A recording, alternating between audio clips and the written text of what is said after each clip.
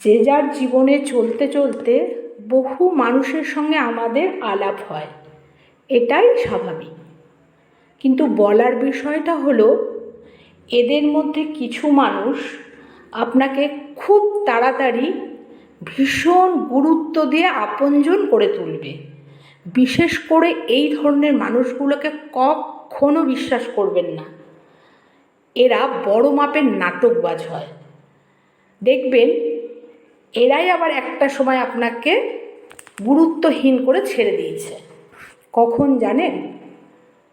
হয় এদের স্বার্থ ফুরিয়ে গেলে, নয়তো স্বার্থ পূরণ না করতে পারলে।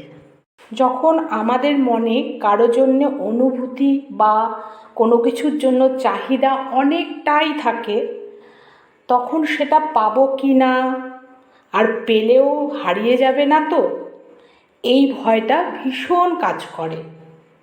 না, কখনো না।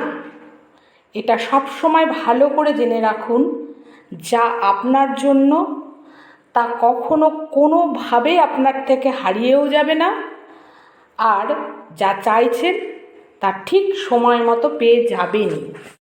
একাকিত্ব, এ যে কি ভীষণ কষ্টকর, ক্রমশ আপনার মন শরীরকে কুড়ে কুড়ে খেয়ে ফেলবে।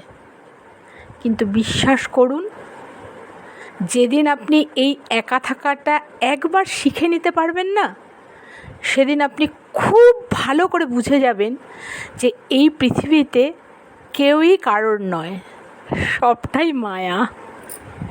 যাকে ভালোবাসো তার হাজার ভুলকে তুমি মানিয়ে নিয়ে চলতে পারবে, কিন্তু যখন একটা ভুল হাজারবার হতে থাকে, তখন চলাটাই বন্ধ করে দেওয়া প্রয়োজন। কেন জানো?